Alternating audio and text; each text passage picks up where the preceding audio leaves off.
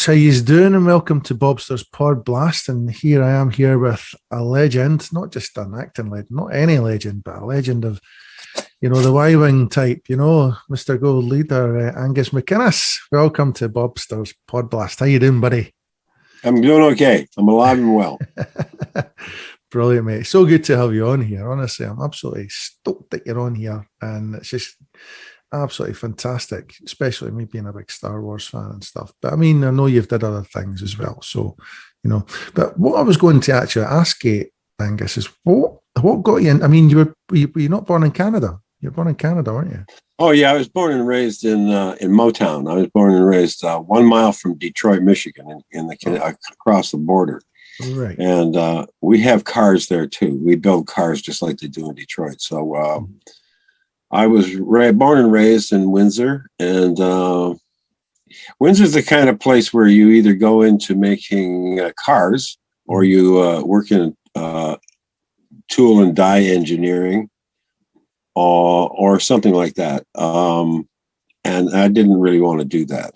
Mm-hmm. And then I accidentally bumped into acting through a teacher, as everybody does, mm-hmm. who suggested that I wound up doing a play at the university, the local university. Mm-hmm. And I just thought it was nuts. I just loved it. I thought, the adrenaline hit the first time I went on the stage. I remember I was just so high from the adrenaline. It was amazing. And I had just been to the dentist and I had a tooth extracted. And so my mouth was full of blood and I had like 12 lines in As You Like It, Shakespeare, right? Mm-hmm. And, but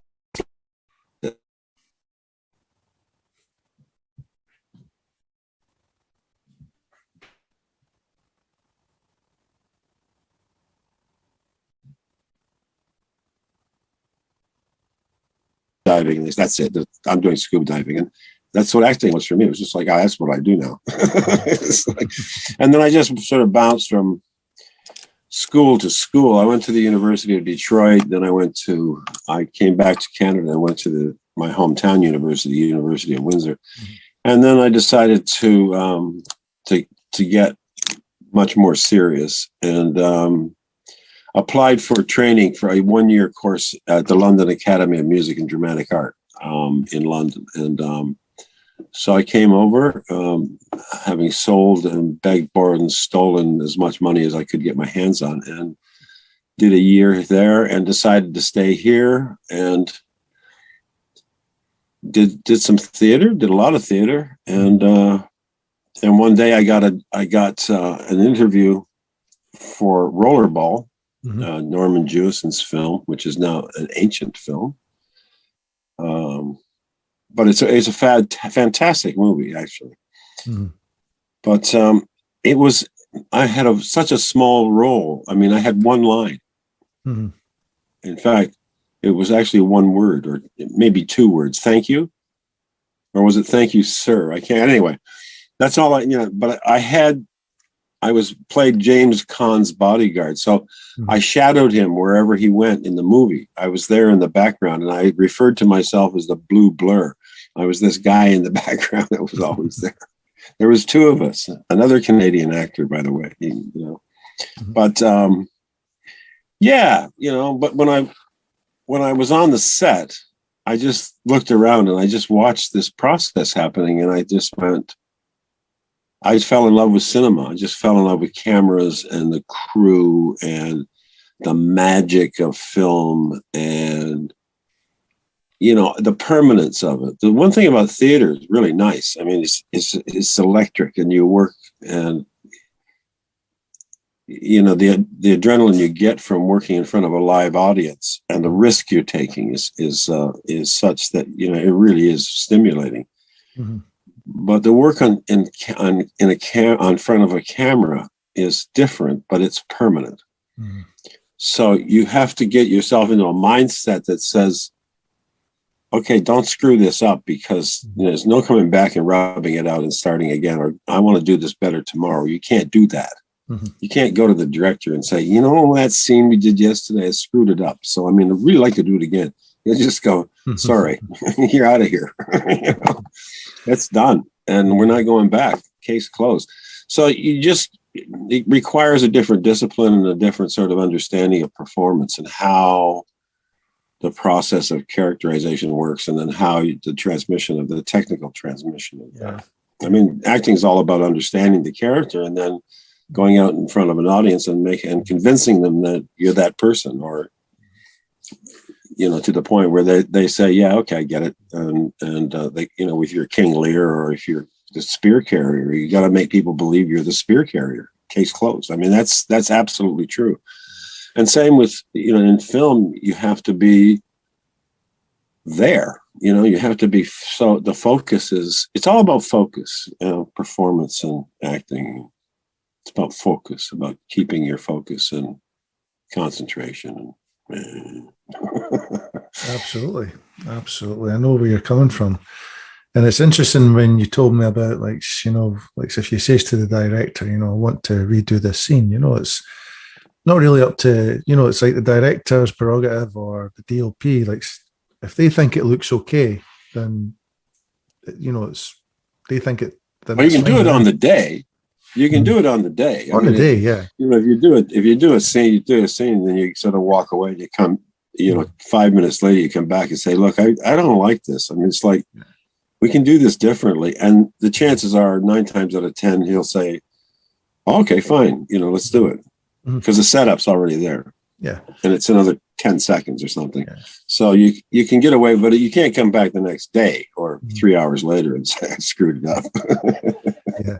But the thing is, I think, you know yourself, if you maybe don't think it's right how you've maybe done it, and maybe the director or the DOP hasn't said anything.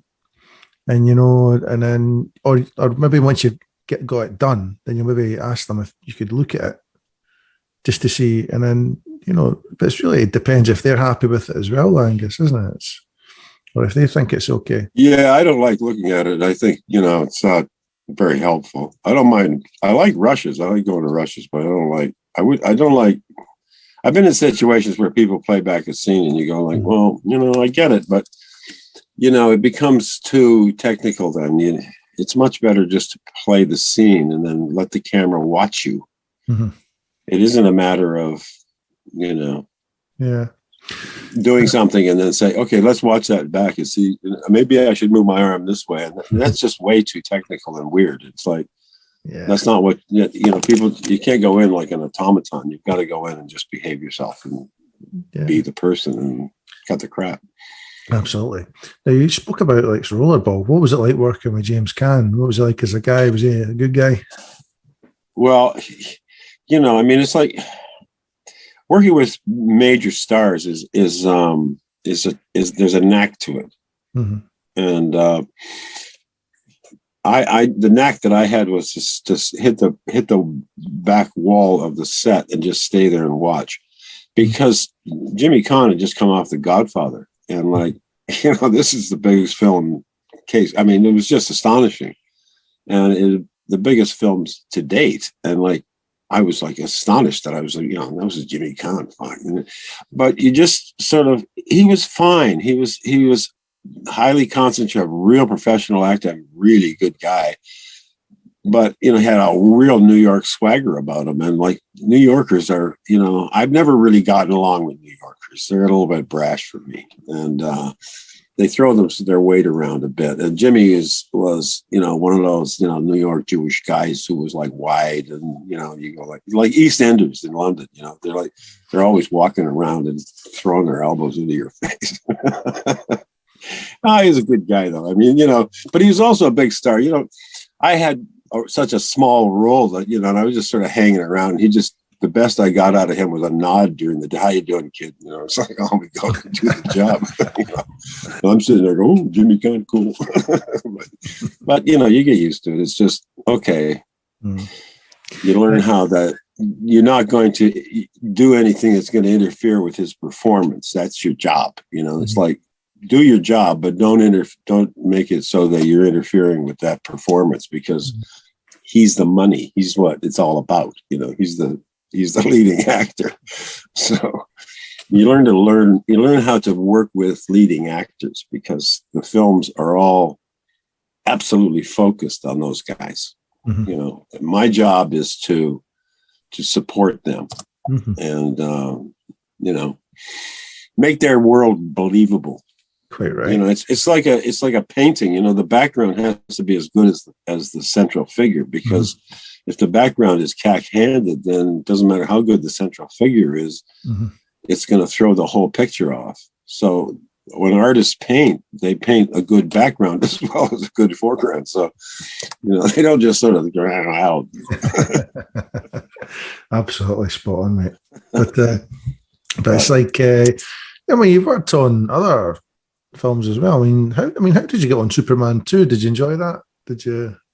The whole thing about, you know, acting is all about your agent. And like, if you have a good agent, you can get interviews. And if you get interviews, and when I was working, there was quite a lot of work. Nothing like what's going on now, but there was quite a lot of work going on. And my agent, he gets you an interview and you talk to somebody. And then today it's changed a lot, because today everybody's doing selfies. They're doing self-recording, videos. Self-tapes and stuff.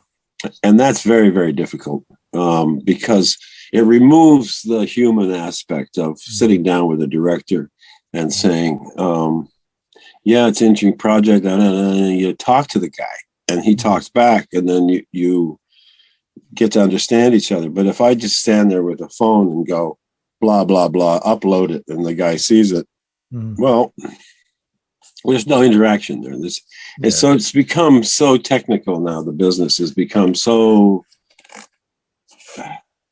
formulaic. You know, you get 10 guys to do one line or a scene, and then they go, he looks good, let's get him. And it isn't sitting down and discussing it. So it's become, I find it very, very difficult now to work. But then again, I'm so old that, you know, there's so few roles for people my age that I don't worry about it.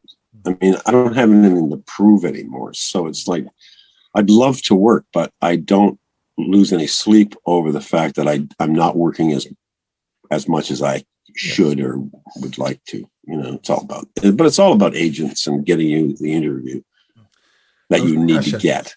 Yeah, I was going to ask you a question here, but, you know, it's obviously with the social media aspect nowadays. And I mean, I remember years ago I did lots of theatre before social media came into our lives and stuff like that. See, from when you were like a younger guy, like when you were like starting off as an actor and so forth. See, when you look at times now, do you not think to yourself, God, there's more actors than there's ever been? You know, there's like more and more.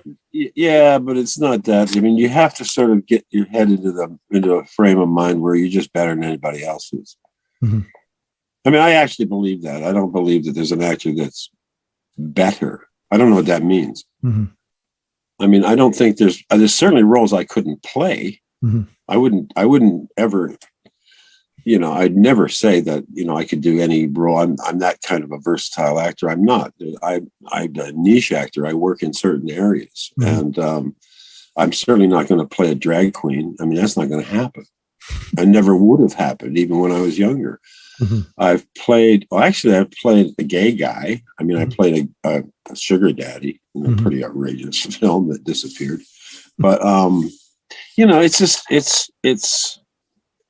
it doesn't matter how many people are out there. I mean, if you got, you know, if you got what it takes, then you'll get the job, I think. I don't know.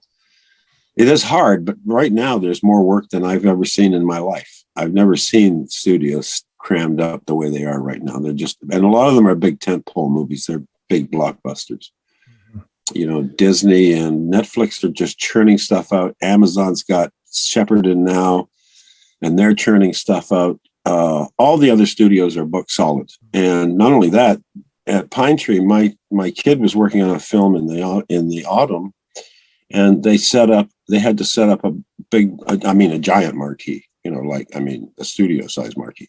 They put up this huge tent and they shot in there. And I was like, whoever heard of that? I mean, come on, you know, that's just amazing. So, but there's lots of work. but you need the agent to get you in there. And I mean, look, the Lord of the Rings is coming up. It's $1 billion production. That's crazy. I saw a clip from it. They're going to spend $1 billion on a television series. I was like, wow, that's just outrageous. I mean, that's just so out of line. But they're going to hire everybody in the world. They're going to have casts of hundreds and hundreds. So there's lots of work. There's loads of work. You know, they can't get technicians. You know, if people can knows anything about electricity, they can get a job in the picture business down in London, and they should be able to do up here too. You've frozen. Is there a reason for that? What's that? Have you frozen? Your image is frozen. Is it? No, either that or you're sitting very, very still. All right. I'm actually moving about. Am I still frozen? Oh, you're back. Hello. I was just moving about like that. Thoughts of that. There we go. Back. That's got you back there.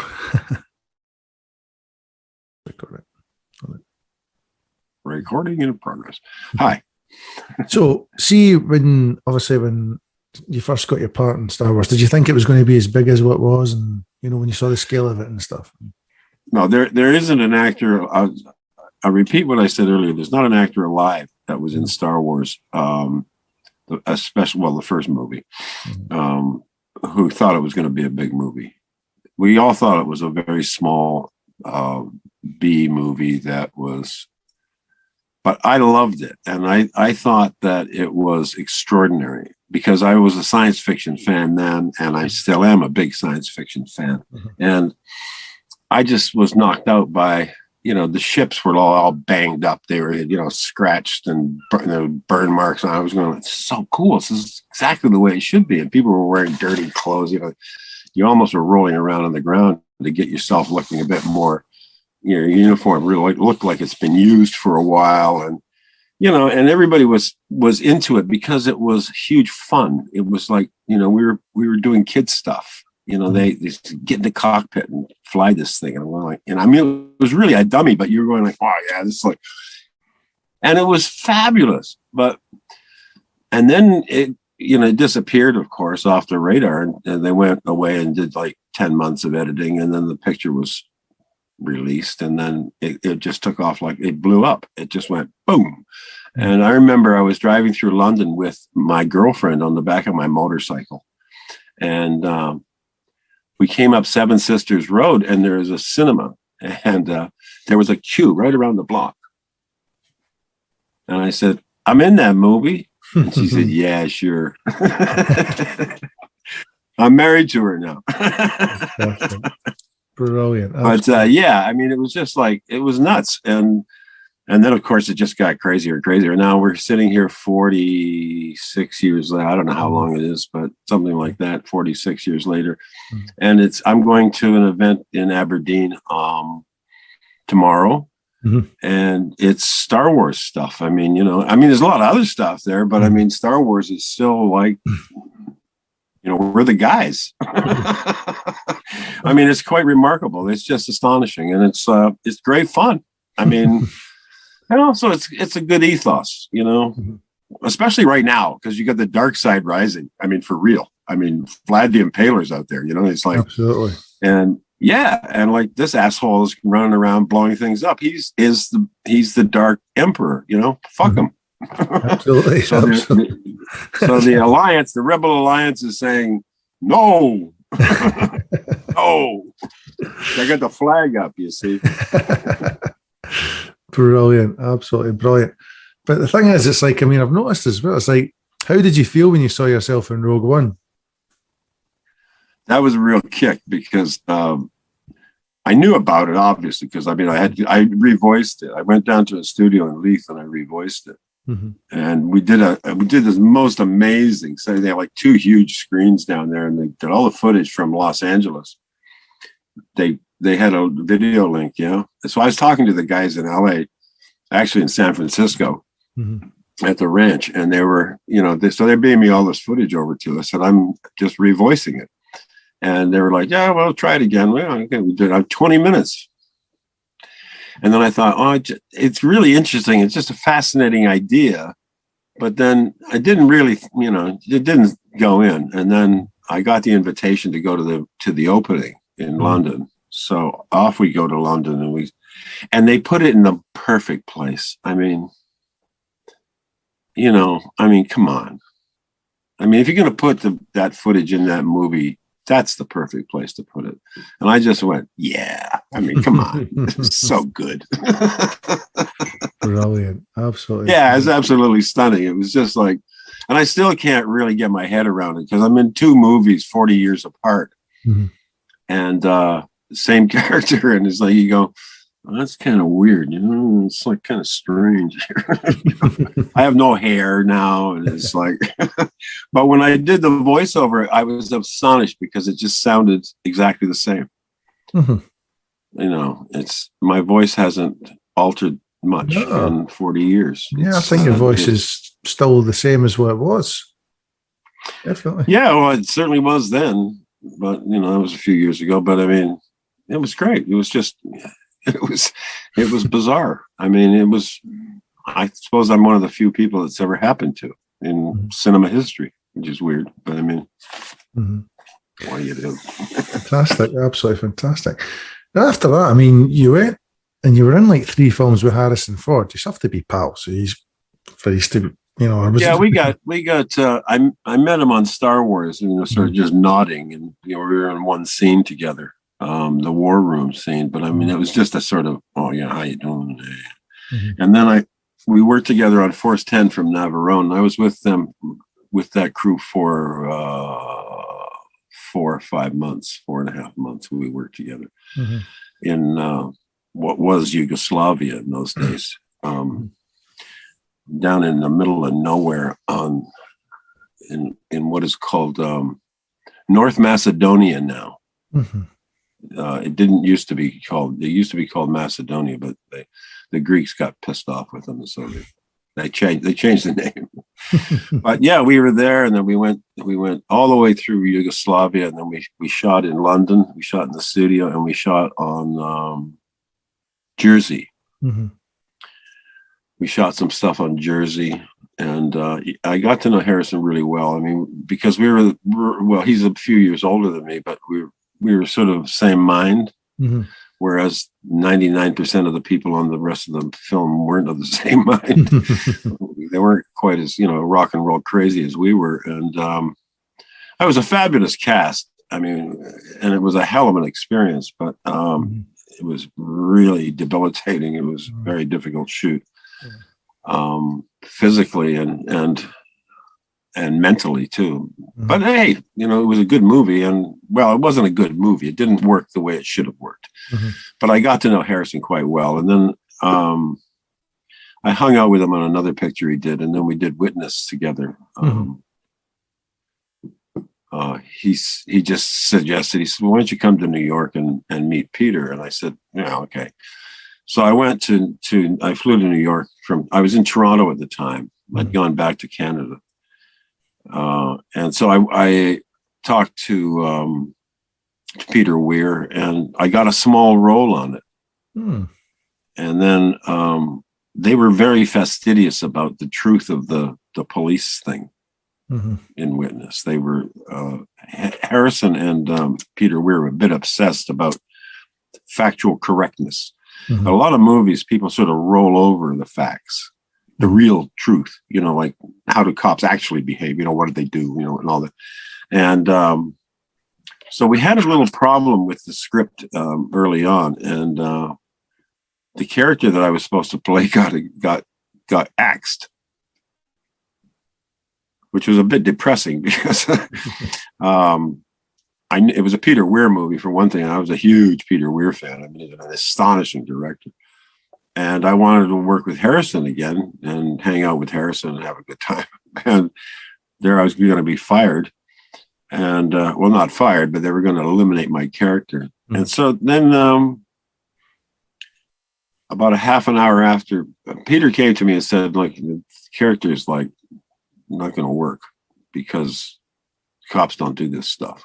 And so I said, yeah, I understand that. So, I mean, we might as well just finish and kill it and be done with it. And sorry about that. It's been great being here, but I'll see you later. And then about half an hour later, they came back and said, we're going to create another character. We're going to add another character to this. And we'd like you to play it. And it was like 4 times larger. It became like a good character. So that was really, you see, this business is about luck. Mm-hmm. You know, luck. It's just, mm-hmm. you know, right place at the right time type thing. Well, no, I don't know. It's like I did a picture called Atlantic City, mm-hmm. and there was a murder scene in it, which is rather violent and really visceral. It's and what it at we were shooting it on this very bizarre parking lot. Mm-hmm. in Atlantic City, New Jersey. And what it consisted of was carousels.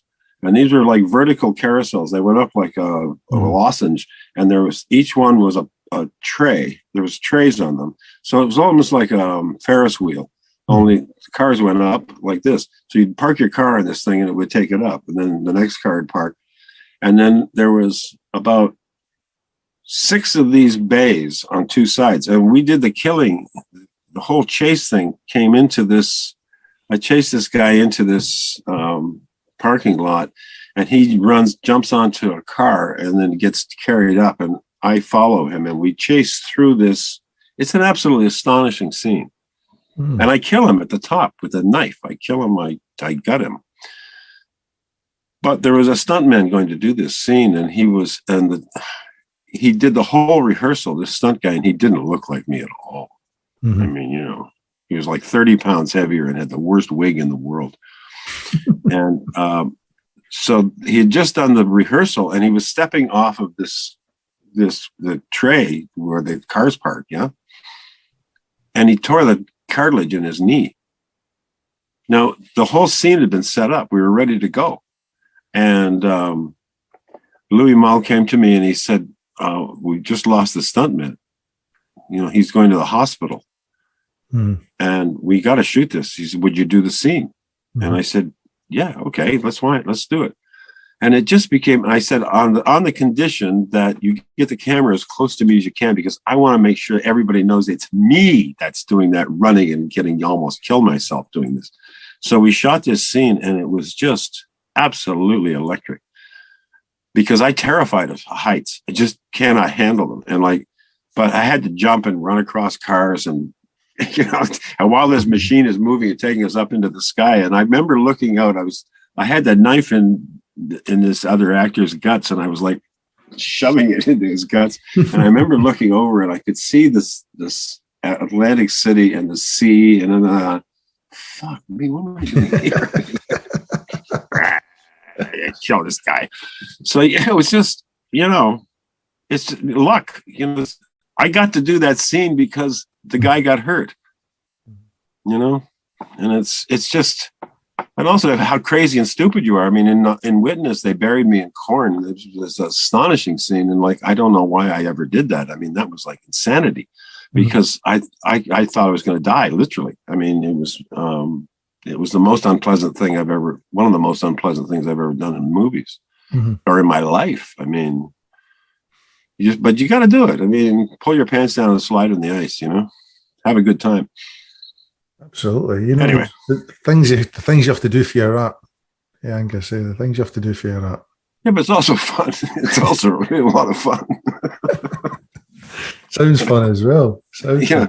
Is there no that particular scene on YouTube or that? Okay. No. Can I not see it on YouTube or that? Can I not see it on YouTube or that? Or can I not see that show film? Oh, Witness. Oh no, the Atlantic City one. Oh, Atlantic City. Oh yeah, it should be on Netflix or something. Atlantic City is an amazing movie. Oh. This is a great picture. Burt Lancaster. I worked with Burt Lancaster. Give me a break. I mean, you know, like talk about a legend. I mean, it was like working with the most astonishing actor. I just had so much time for Burt Lancaster. Suddenly there he was in the flesh, and I was like, fuck, it's Burt Lancaster. Cool. And then I had to beat him up, and it was like, you know, we had to have this fight thing, and he was playing this old man. He was an older guy anyway. He was like 60 at the time, but he was 60 something at the time. but he was playing a much older man, about 70 years of age, and I had to grab him and throw him against the wall. Did you ever So hear we did it. We say what? Did you ever hear the story about Burt Lancaster when he was in the film Local Hero? Yeah. And he came to, the Cafe Royal pub up just off Princess Street. He went in there and he bought everyone a drink. Oh yeah, I can imagine he would. Because he seems like a lovely man. I mean, He was fabulous. He was fabulous. He said to me, I grabbed him and I was like, I had to smash him.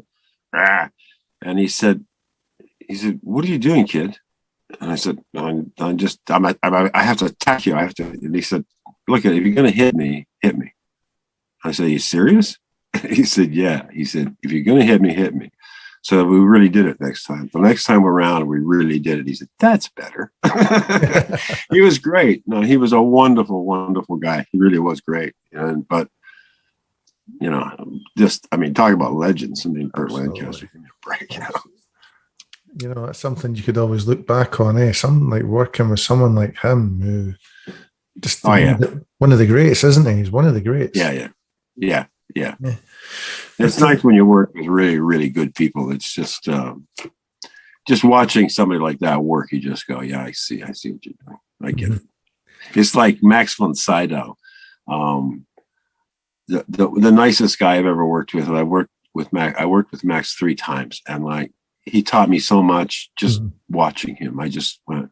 There was one time he did a scene, and I was standing on the set watching him, and he did it 3 times exactly the same way every time. I was like, "How do you do that? That's really weird," because it was an action thing. He was getting killed, and I was like, "How does he do that?" And I watched him do it again, and I figured it out, and I went, "Oh, okay, Max, I got it."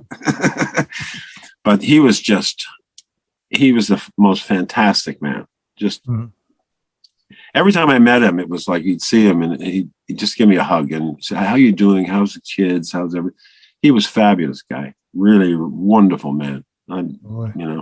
Miss Max. And he was in The Force Awakens as well. Max von Sydow. Yeah. Oh yeah. Yeah. Max done everything. Absolutely. He did everything.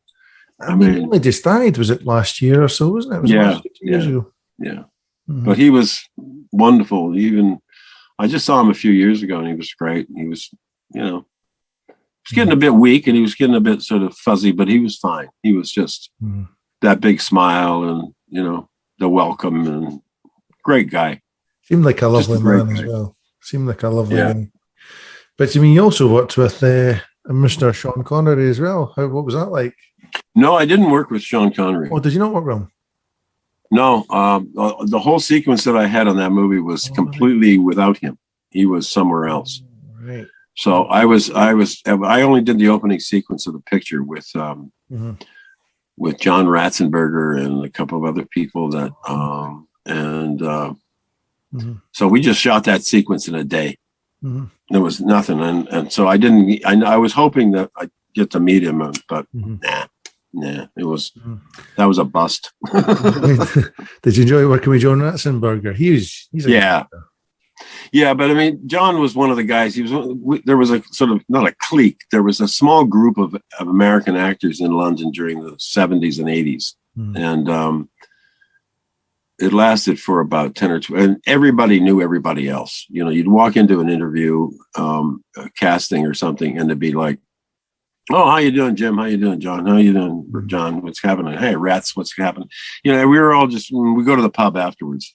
It was that sort of thing. So when we showed up on the set and you went, "Oh, okay, it's John. How you doing, Rats? What's going on?" "Hey, guys, so let's do this scene. Okay, let's run it." So, we just worked stuff together. He was a really nice guy. And then he went off to the States and did Cheers and See You Later. John Ratzenberger became a big guy. Absolutely. Especially on... And it looks good on him, too. I'm very pleased for him. So, I mean, he's done a lot of stuff. He's done like Pixar, and he was on Cheers years ago. He's done quite a bit. Yeah, Cheers kicked him into the stratosphere because he became recognizable. And also, he's a really nice guy, and he's a lot of fun, and he's very clever as an actor. he can do lots of stuff. And I got a lot of time for John. How did you enjoy being on Vikings, Angus? A good experience? Now, Vikings was one of those fantasies. Mm-hmm. Every once in a while, people have, lifelong fantasies. Mm-hmm. And ever since I was a kid, I saw the Vikings, the picture with Kurt Douglas. Mm-hmm. And I just was completely taken with. I just blew me right out of the seat. I just was so knocked out. And it is a really evocative movie. I mean, it's a really good picture even today. I mean, it does stand up. And so suddenly this picture came along, this TV thing came along, Vikings. I was like, oh, that's be cool. That'd be all right. Mm-hmm. And then I saw the scene that they wanted me to do. And I thought, oh, I can eat this. This is going to be really good. This is going to be fun. And it turned out I got to Ireland and the cast was the most astonishing cast I worked with. I think probably, I'm not going to say, you can't say the best because there's no such thing as a best cast. Mm-hmm. It was just an amazing cast. I mean, these guys were so into it. It was just bizarre. I mean, I worked with actors who were into their work, but I mean, these guys were all into it. They were just like, they were all living it. I was like, and they were so great. I mean, they were so welcoming and so giving. They were just, Travis Bickle just blew me right out of the water. I mean, first of all, I thought, who is this guy? He can't act. What's going on? Mumbling only. He was just so good. And I watched him for a little bit longer, a couple of scenes, and I thought, wow, he's really got this. He got a grip on this. And then he was just so nice. I mean, after a shoot, like, a day's work on a picture like that, because it was a movie. I mean, let's face it. I mean, this was as big a production as any picture I've been on. And they were as serious, and it was full blown. I mean, the stuff we did was like, I mean, the Viking village was real. Mm-hmm. I mean, the blocks of wood were like this. I mean, the timber frame was just astonishing. Mm-hmm. And the long ships were just the real deal. I mean, they were like, I sailed on a long ship. I couldn't believe it. And so it was just wonderful. I mean, people, you could just fall into that whole world because they created this almost fantasy that you were living, We got on the Boyne one morning, on the River Boyne, and there was 3 boats, and we were in the first ship, and we were going up, and this ship was just like crazy beautiful.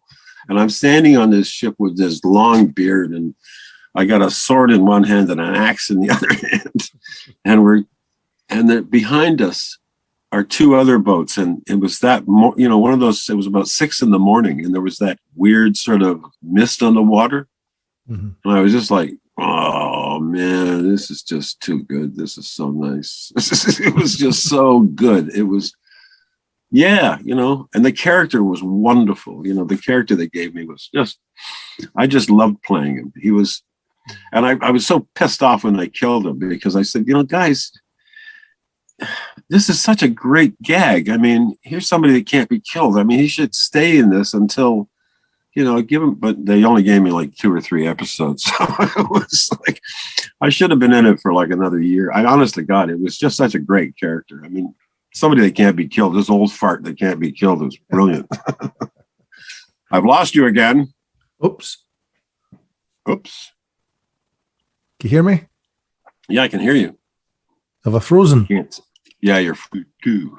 There we go. Hi. Back. You're back. Yeah. Now, you know what? You've just described that experience from being in Vikings, on the longboat and stuff. So what would you say was maybe your best experience you've had on film? Or if I know.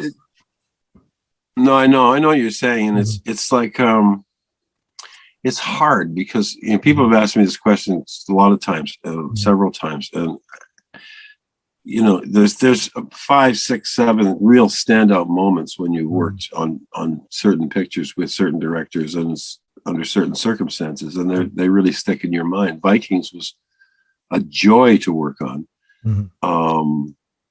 Star Wars was fabulous. Atlantic City was great. I mean, and Hellboy was a knockout. I mean, it was hideous. I mean, it was just a nightmare. But I knew when we were on the set, I knew this was going to be a really good movie. I mean, I don't know. I'm not talking about blockbusters and all. I'm not interested in that stuff. I mean, it's nice when a picture's successful. Yeah, it's great. But you just know when a picture's working. You can feel the guts of it. You can feel the vibe from the director and the way people are working. They were working in hideous conditions, and you just knew it was going to be visually a kick and really put together well. And it really was. I mean, it's a genre movie, okay, but I mean, it's a really good movie. And Guillermo del Toro is an astonishing director. I mean, so that was, you just have these moments where you just go, yeah, the picture's great, and it sticks with you. I've worked on some that you just go, oh man, what a turkey this is. This is so awful. I can't believe it. I worked with that asshole, Steven Seagal, Big Bird. And I just couldn't wait to leave. I mean, this guy is such a jerk. It's not even true. And so, I was just, what am I doing with this guy? I mean, like, he's not an actor. He doesn't know what he's doing. And it's like, he doesn't care. That's the most important thing. He didn't care. And I was sitting and working with this jerk, and I was going, why am I doing this? Oh, well, they'll pay me, but, well, it's like you got a job, you got to eat, I had a mortgage to pay. So, Exactly. But working with somebody who actually doesn't care, you just think, well, what's the point? I mean, really, so I mean, there's just no point. Yeah. But you know what? See, that's one of the worst things about, when you get someone like him who doesn't care, it's always nice to care about your art. Whatever you're doing, whether you're supporting or if you're the main actor and stuff, but I mean, and if someone like that, if you're working with someone like that, it can have a bad effect on people as well, I think, and a lot of people. Well, yeah, I mean, it can have a bad effect if you let it. Yeah. If you recognize who. I mean, there was some young actor on there, and she had a very unhappy time with him because he would molest her and stuff, and you're casual molestation, and you just and she was pretty upset about it. And that's pretty understandable, but in the end, you just got to roll with it. You just got to go, well, when I leave here, I'll never have to talk to this jerk again. But that's happened so rarely. I mean, rarely. Most of the people I've worked with have been absolutely wonderful. They all really just want to do a good job, and some of them are difficult. Some of them are really hard to get next to or to even talk to. But other people are just wide open, and they're just accepting, and it's great. Good People stuff. like Tom Hanks or Matt Dillon. I worked with Matt Dillon on a picture that I wound up being cut from completely with Max von Sydow, as a matter of fact. And Matt Dillon and I, we used to go and have dinner at night, and he was just such a lovely, interesting guy to talk to. He's just like chatting away, just a normal guy, and he is a normal guy. He just happens to be a very successful actor. So good on him. Brilliant. So lastly, what I was going to ask you is, do you have any more future projects coming up? No, I don't. I'm not worried about it right now. I've got some new agent that may change things, but I don't know. There's certain things you just don't want to do, and there's certain things you do want to do. You get to a certain point in your life, you just go, well, if I can't do the work I want to do, I don't want to do the work I don't want to do, because I don't need to do it. I don't need to stack up credits. That's just, a waste of time. So, but I did a short film about 2 months ago with, no, more than that. I did it last September. I did a short film with a friend of mine who lives in Berwick. And it was just a 15-minute picture, but it was fun to do, and he needed a hand, and I didn't do anything in the movie. I just sort of sat and watched. I mean, I was just virtually an extra. But I thought, well, he needs a body to know what he's doing. He can stand there and look. The thing is, but you know what? It's Pardon? like, I mean, I did a short film. I wrote and got a short film filmed a few years ago. And, just from everything which has been happening, I've never actually put in like a festival or anything. But honestly, I mean, it's only 11 minutes long, but I'll show you. But, it was really good. I felt good writing it. And I mean, I did a lot of research for it and stuff. So, I'm happy with that. Oh, did you shoot this yourself? Mm-hmm. Mm-hmm. Oh, right. Cool. 11 minutes short, nothing wrong with that. Yeah. So, it's good. I mean, apart from acting, I enjoy writing as well. Angus, so I'm writing a book just now. So, good. Keeping busy. That's really important. Keeping your mind working. Keeping proactive. The thing about doing, that is fundamentally different now than it was when I was a kid or when I was your age. Is that you guys have got, well, everybody does. I do too. We've got access to equipment that is just absolutely astonishing. And it's cheap as chips. I mean, you can beg, borrow, and steal cameras. I mean, really. And anybody can make a movie. As long as you've got the ideas and you know basically what you're doing, go out and do it. You fumble for the first couple of times, but if you get enough people around you who know that you're trying to do something, then they'll help you. They'll work with you. They'll give you their time. And there's not a lot you have to do. And if you think it through, it can be cheap as chip. I mean, you don't have to spend money on making a movie. You can shoot it outside. You can shoot from a car. You can, all kinds of stuff you can do. But the equipment's cheap. And if you get a group of friends together and you're almost like a film club, you knock out a movie now and then. Pretty soon you're making 20-minute movies or 30-minute movies. And you start submitting them to a film festival. People pay attention. Next thing you know, maybe you're just working in television. Who knows? You don't know. You just got to keep doing it. Absolutely. Just keep on doing it. Keep on keeping on, man. Absolutely. Well, Angus, honestly, thanks so much for giving me your time. Well, it's a good chat, Rob. Absolutely. Yeah. Absolutely. So you're looking forward to Aberdeen tomorrow? Yeah. I a bit worried though, because I did an event in I think November in Brussels, and then I came back here, and then they shut the country down. And then I did one in the Wales Comic Con in Telford, and then they had a big COVID spike right after that. They shut the town down. And so I'm worried that if I go to Aberdeen, they're going to shut the town down after I leave. Oh, listen, I think we're over the hump here. I think we're still getting people infected, but if everybody's got their shot, we're okay. We can live with it. Well, listen, it'll be fun. And I love doing Comic Cons. I just love doing them. I went to one really Comic Con at the Old Meadow Bank, and I saw you there, and you looked like you were having a great time. David Prowse and that were there, and it was great. It was great just seeing like guys like him and this other guy. He was in Star Wars. He died recently. Was it Ronnie? Oh yeah. Scott's guy. yeah. But it was really good. Really enjoyed it. Really good. And but Meadowbank now, you ought to see it now. It's like a big, massive, it's like a school of excellence athletic place now. Yeah, I haven't been in. Have you been in it? No, I've seen it though, but I've saw like I've been past it in the bus and all that. But I mean, it looks really flash. But I mean, who knows?